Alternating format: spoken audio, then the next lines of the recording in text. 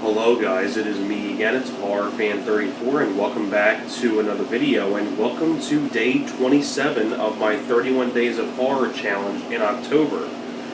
Now that we are on day 27 of the challenge, I figured this would be a really good one to talk about when it comes to John Carpenter films.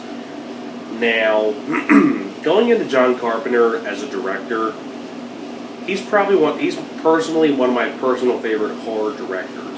And on top of that too, not only just horror directors, but also favorite directors of all time. Because John Carpenter has done a lot of great stuff over the years. Assault on Precinct 13, Halloween, The Fog, Big Trouble in Little China, Prince of Darkness, Body Bags. I even enjoyed Ghosts of Mars.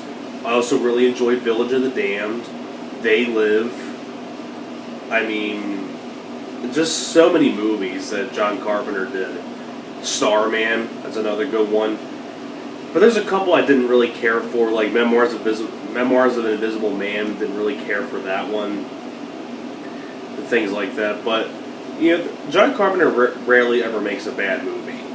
And this one right here is a criminally underrated John Carpenter film that deserves more attention, and you can tell by the title that review is going to be on In the Mouth of Madness.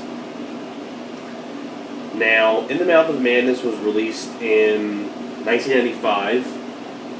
Actually, I think this was actually the same year that Village of the Damned came out in '95.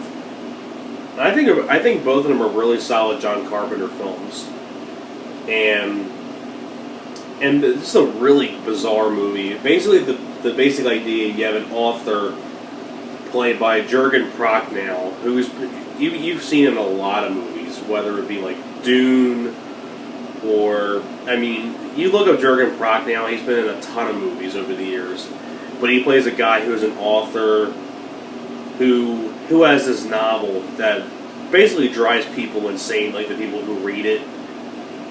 And basically what ends up happening is that he ends up vanishing, and you have Charlton Heston from Omega Man and Any Given Sunday and Soylent Green.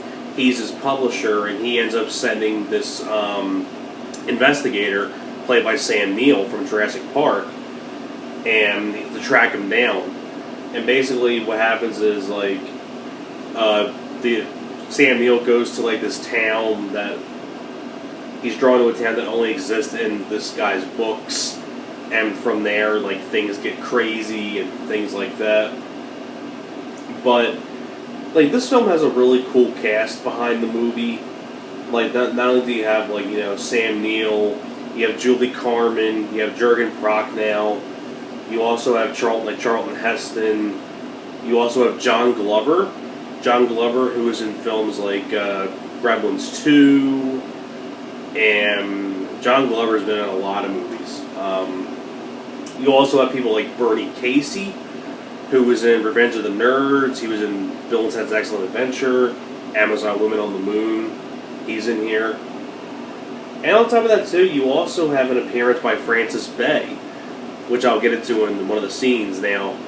Like, you have a lot of really great scenes. Like, you have especially like this one scene where he's seeing this paperboy go back and forth once in a while, and every single time he rides by, his face is all more messed up. And, like, you get some really creepy images, and it's really solid direction by John Carpenter. And on top of that too, like, the special effects in this movie are absolutely fantastic. You have K&B doing the effects. Really solid effects by K&B, really great special effects. Once again, music by John Carpenter, really great musical score. I really like Sam Neill in the movie. Jürgen Prochnow. It was cool to see people like John Glover, Charlton Heston, Bernie Casey, and especially this one part where you find out this old lady had her husband chained up in the basement, and she chopped him to pieces with an axe. And the wife of the husband is Frances Bay. If you remember Happy Gilmore, she was Happy's grandmother in Happy Gilmore. This is the year before she did Happy Gilmore, so it was kind of a different role for her. And yeah, it's just really cool to see, like, this group of cast together. Like, it's just a cool cast. Like, you have Sam Neill, who I like. You have Jurgen Prochnow, John Glover, Bernie Casey, Francis Bay, Charlton Heston.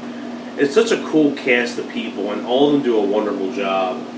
Like I said, really, and like I said, when you see, like, the Paperboy going back and forth, and you see, like, every single time that he goes past, his face is kind of more and more messed up. And you get really great special effects by K&B.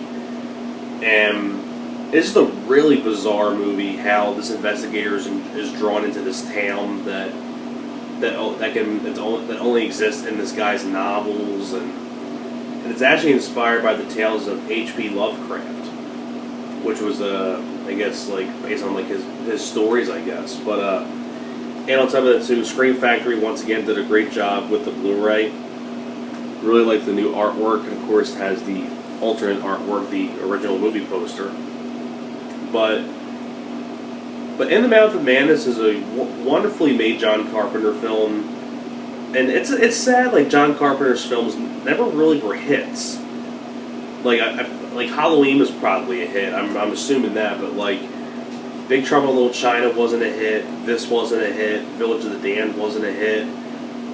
Prince of Darkness was not a hit. They Live wasn't a hit. I don't think The Fog was a hit. I don't know though, but John Carpenter has made some great movies, and this is one of the more underrated ones that he did, up there with, like, Village of the Damned and things like that. But In the Mouth of Madness, if you really want to see a really underrated John Carpenter film, and if you're a big fan of John Carpenter in general, I would highly recommend you check this movie out. It's really well done, very solid cast of people. You have great music as well.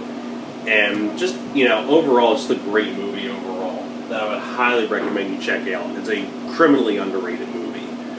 So that is pretty much it for my review for In the Mouth of Madness. Thanks a lot for watching, and I will see you guys next time. You guys take care.